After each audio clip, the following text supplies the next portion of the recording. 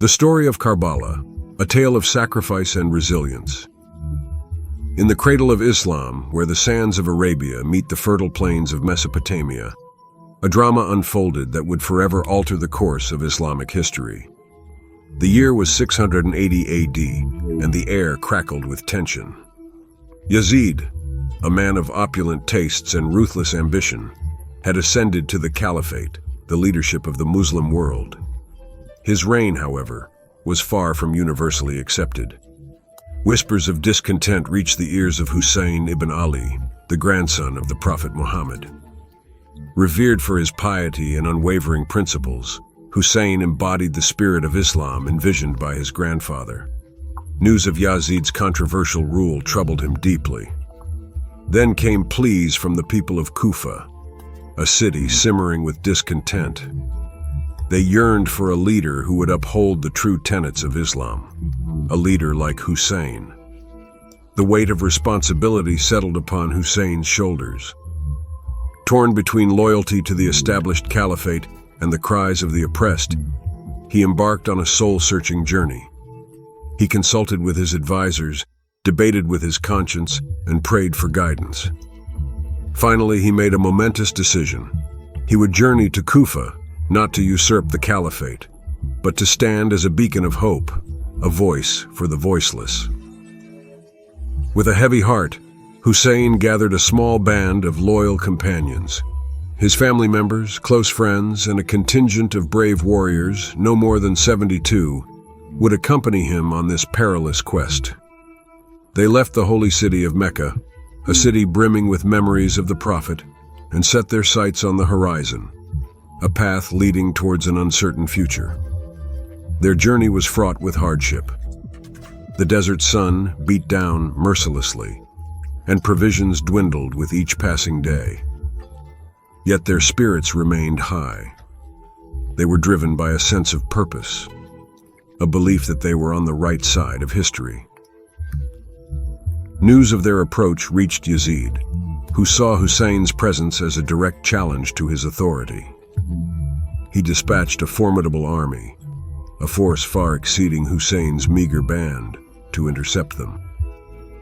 As they neared Kufa, a city shimmering in the distance like a mirage, a wave of despair washed over them. The promised uprising, the very reason for their journey, had evaporated. The people of Kufa, cowed by the might of Yazid's army, remained silent. Trapped between the unforgiving desert and the approaching enemy, Hussein made a fateful decision. He diverted his caravan towards Karbala, a desolate spot on the banks of the Euphrates River. On the 10th of Muharram, the air crackled with an oppressive heat that mirrored the coming conflict. Shimmering mirages danced on the horizon of the desolate Karbala plains.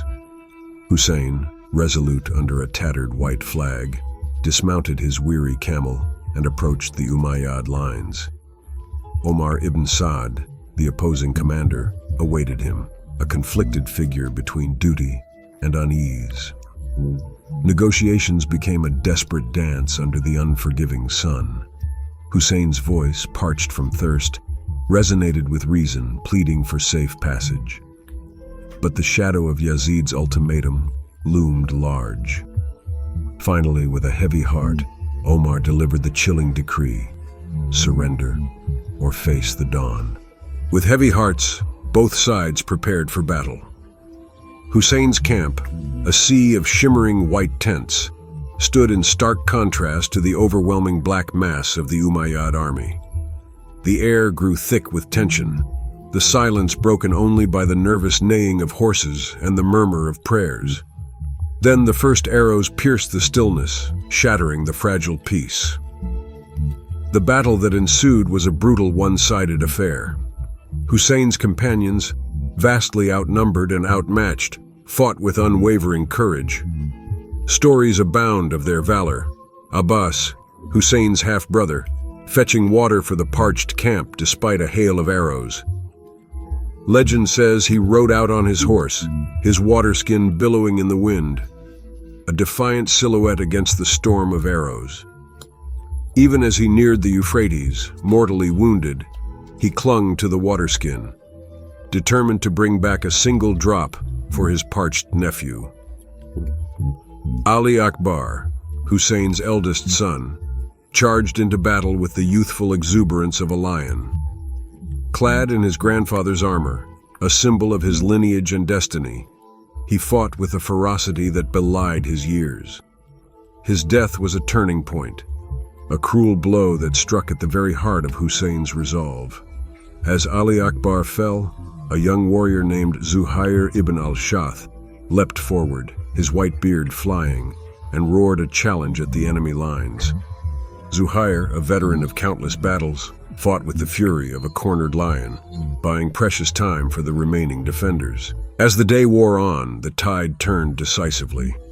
One by one, Hussein's companions fell, their blood staining the parched earth. The cries of the wounded echoed across the battlefield, a symphony of pain and defiance. Hussein, the embodiment of resilience, remained a beacon of hope amidst the carnage. He tended to the wounded, encouraging the weary with stories of faith and perseverance, and prayed for the fallen. Even as his own sons and nephews were slain, his spirit remained unbroken. The final act of the tragedy unfolded with a heart-wrenching poignancy. With his inner circle decimated, Hussein, parched and exhausted, stood alone. History records his final moments with a visceral rawness. A young nephew, his throat parched with thirst, cried out for water.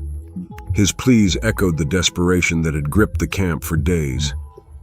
Even in this dire situation, Hussein displayed immense courage and compassion.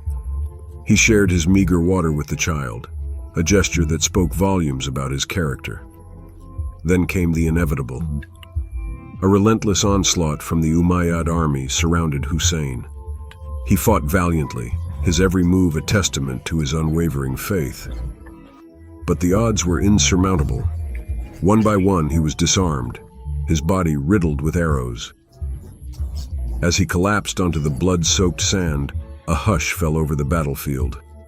The final blow came from a man named Shimr, a symbol of cruelty in Islamic lore. With a callous swing of his sword, Hussein's life was extinguished. His martyrdom sent shockwaves through the Muslim world. The grandson of the Prophet, a man revered for his piety and integrity, lay slain on the sands of Karbala. The aftermath of the battle was a harrowing tableau. The bodies of Hussein and his companions were left to rot under the merciless sun. The women and children of his camp were taken captive, a symbol of the Umayyad victory. Their journey to Damascus, the seat of Yazid's power, was a harrowing one, a testament to the brutality of the victors. News of the events at Karbala spread like wildfire across the Islamic world. A wave of grief and outrage swept through the hearts of many Muslims. They saw the Battle of Karbala not as a military defeat, but as a moral victory for Hussein. His sacrifice became a symbol of resistance against tyranny, a testament to the power of standing up for what one believes in, even in the face of insurmountable odds. The legacy of Karbala lives on today. For Shia Muslims, who make up roughly 10–15% of the global Muslim population, it is a cornerstone of their faith. They commemorate Ashura, the 10th of Muharram, with elaborate mourning processions, passionate sermons, and theatrical reenactments of the events that transpired. These rituals are not merely expressions of grief, but affirmations of the values Hussein embodied: justice, compassion, and an unwavering commitment to truth. The Battle of Karbala continues to spark debates and interpretations. For some, it is a stark reminder of the importance of upholding Islamic values. For others, it is a historical event with complex political undercurrents. Regardless of perspective, Karbala remains a pivotal moment in Islamic history, a story that continues to resonate with Muslims across the globe. It is a story of courage and sacrifice, of unwavering faith, and the enduring power of ideas. It is a reminder that even in the darkest of times, the human spirit can prevail.